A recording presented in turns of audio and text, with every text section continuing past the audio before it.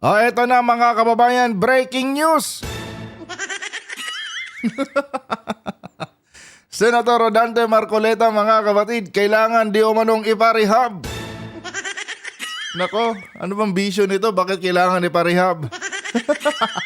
Ito po ang ating aalamin mga kababayan sa balitang ito. Pero bago tayo magpatuloy mga kapatid, huwag niyo po sanang kalimutang i-like ang ating video para i-share pa po ni YouTube sa iba pang hindi pa nakakapanood. So wag na nating patagalin to. Panoorin muna natin itong balita po. Galing sa News 5 and bigyan po natin ng ating personal na opinion at reaksyon. Pong nakita kay Sir na degenerative disease po. Actually po yung normal aging process na sinasabi natin. Dami ng lumalabas na sakit ni Marcoleta, mga kababayan. Bakit ganito, Nung mga nakaraang linggo, ang lakas-lakas niya. Tapos matapos siyang sampahan ng kasong plunder, nako, nagsilabasa naman na yung mga sakit. Ibang klase talaga to. Then magde-degenerate talaga yung cervical spine. Kaya lang pag nag-degenerate po yun, may mga nerve endings po dyan na maiipit. So yun po yung sumasakit yung leeg niya, may ringing talaga, Nako. ringing of ears talaga dito. And then sa Bakit nung wala pang kaso, wala namang ganyan? Senator Rodante, bakit kaya? No? Noong hindi ka pa sinasampahan ng kaso at malayang-malaya ka pa, wala namang pananakit sa leeg mo. Bakit kung kailan yung finailan ka na ng kaso at ikukulong ka na, bigla ka nang nagkasakit? Di ba? Alam niyo mga kapatid, hindi ako naniniwalang coincidence lang to. Ito sa personal ko lang to na assessment ha. Hindi ko sinasabing tama to. Ito nga sinasabi ko. Pero para sa akin kasi mga kababayan, halata eh. Kayo ba? Nahahalata nyo rin ba mga kapatid? No? Ano yan? Lalabas na yung mga sakit mo kapag may kaso ka na? Tapos kapag tinanggal yung kaso mo, gagaling ka. positioning, makikita po yan sa positioning natin, maa-aggravate po yung pain sa neck po talaga niya. Sigurado ka ba yan, ma'am? Ma'am, ano ba relihiyon natin? Di ba? Ma'am, ano po ba yung relihiyon natin? Kayo po ba'y naniniwala na si Kristo ay tao o kayo naniniwala na si Kristo ay Diyos? Kapag sinabi niyong naniniwala kayong si Kristo ay tao, patay tayo dyan. Alam na. Gusto yung pain na Sir, sorry hindi ko natin banggit sa kanya pero talagang nagko-complain talaga siya ng neck pain at saka dizziness talaga. Nagko-complain daw ng neck pain at dizziness. Bakit yung mga panahong nasa Senado siya, no? At nakikipag talaktakan siya diyan kila Lacson, kila Hontiveros, kila Tulfo, wala naman siyang ganyan. 'Di ba? Bakit wala? Hindi kasi natin nakikita to dati kay Senator Marcoleta, mga kapatid eh. Ako nga personally mga kababayan, hindi ko alam na 72 years old na pala itong si Senator Rodante Marcoleta. I mean, para kasing walang sakit eh, no? Ang lakas mambara, ang lakas mang-insulto. Di ba? Hindi mo talaga makikitaan na may karamdaman siya, mga kababayan. Tapos ngayon, no? Bigla naman ang lumabas ng mga sakit niya. Budol. Budol, mga kapatid. Yung sinabi niya. dahil doon. Oo, sir. Dahil doon sa cervical spine na nakita niya. Kaya po ako nagpa-x-ray sa kanya ng cervical spine. Kasi yun po yung complaint talaga niya nung dumating siya sa amin. Kaya Alam nyo, ma'am, no? Ito lang yun. Ang dapat nyong gawin dyan, no? kung totoo mang may karamdaman itong si Senador Rodante Marcoleta, kayo dapat ang nagdidesisyon kung ano yung mga examination sa kanyang kalusugan ang dapat nyong gawin. Hindi yung porkit sinabi niyang ganito, susunod kayo. Kayo dapat ang sinusunod niya. 'Di ba? Hindi pwede yung ganyan na pag may sinabi siyang masakit yung ulo ko, masakit yung liig ko, susunod kayo. In the first place, no, nasa jurisdiction nyo yung tao. Kaya dapat, ma'am, no, obligasyon nyo na siguraduhin yung kanyang kalusugan. Hindi yung aantayin nyo pa na magsabi siya na, ito, ma'am, masakit yung liig ko, ma'am, nahihilo ako. Dapat kayo mismo ang nag-i-initiate ng medical examination niya. Para, 'di ba, para patas. Kasi pagka ganito mga kapatid na reklamo dito, reklamo doon, 'di ba? Wala pinapasunod lang kayo ni Senator Marcoleta sa kanyang kadramahan Oh. Kasi nga, mga kababayan, noong malaya pa siya, wala naman kasing ganitong mga karamdaman to Oh, ano yan? Ngayon lang lumabas kung kailan may kaso na siya. Madam. Talaga ba?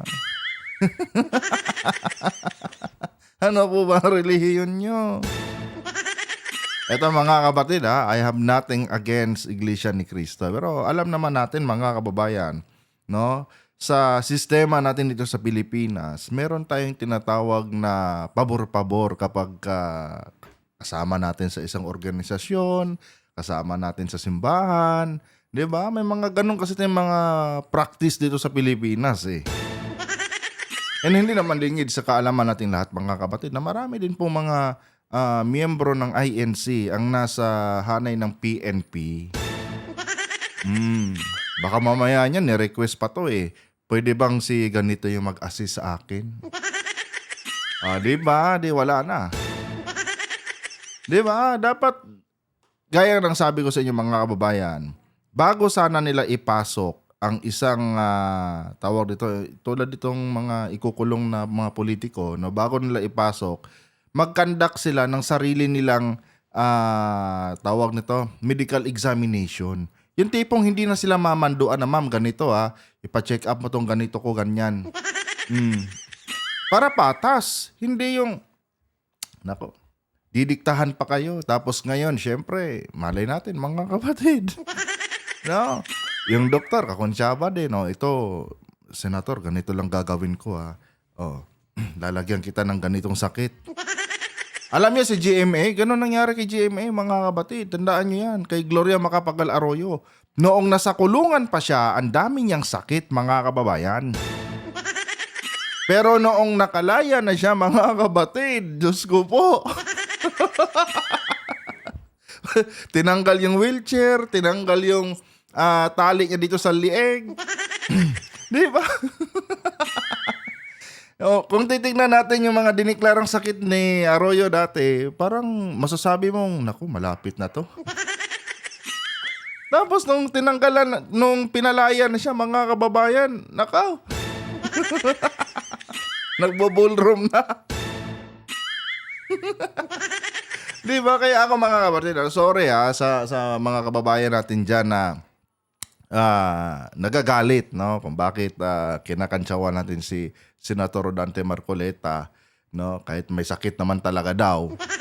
Sorry pero ako kasi mga kababayan, medyo nauumay na kasi ako sa mga ganitong kadramahan. Ang pinaka-example ko nga dyan si GMA, na kung saan mga kapatid dati, parang kawawang-kawawa yung mukha.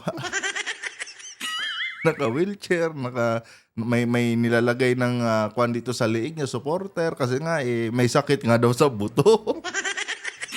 Kaya may sakit na naman sa buto to. Inay ko po. Sinama ko yung x-ray po ng cervical spine. Kailangan daw ng rehabilitation, sir. Yes sir, oo. Kailangan niya ng rehab, then pain reliever. Kailangan i-rehab. Yan na. Ay nako, ito mga kapatid, kung babasahin natin ha, yung mga tawag dito, itong mga nangyayari ngayon kay Senator Marcoleta. Kitang-kita dito mga kababayan na parang ayaw talaga niyang matulog sa selda.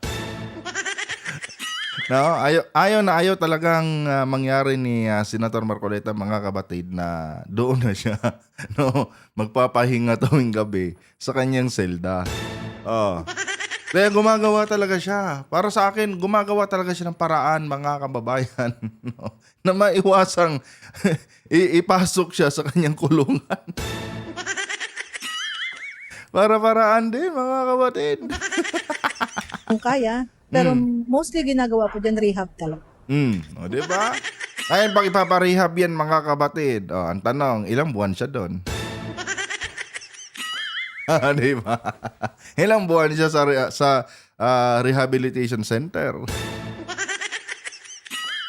Ay, nako. And ito lang mga kapatid, ano, huwag natin kalimutan na kung may mga bayarang mga tawag dito, rallyista. may bayaran ding mga doktor. Oh, huwag natin kalimutan yan mga kababayan.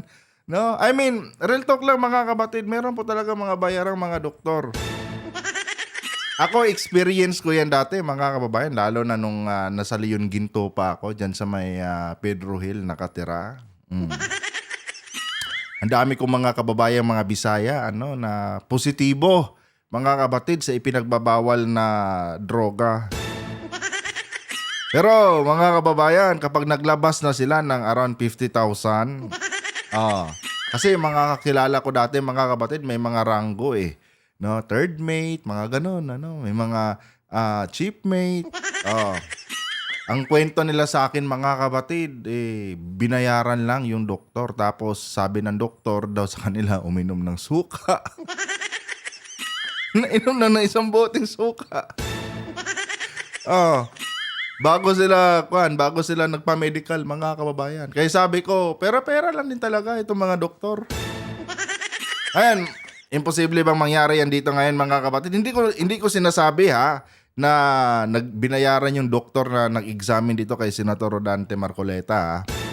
Wala tayong sinasabing ganon. Pero ang ibig kong sabihin mga kababayan, kung meron pong mga bayaran na mga rallyista, may bayaran ding mga doktor. Kaya yung mga ganitong mga senaryo, kulongin na yan. Kulongin na yan. Mahirap no? Mahirap yung ganitong idadaan lang tayo sa kadramahan nila. Para kasi sa akin mga kapatid, hindi talaga kapanipaniwala eh. No? Matagal na pala itong mga sakit niyang ganito eh. Ba't ngayon lang lumabas? Bakit kapag nasa Senado ang lakas niyang makipagdiskurso?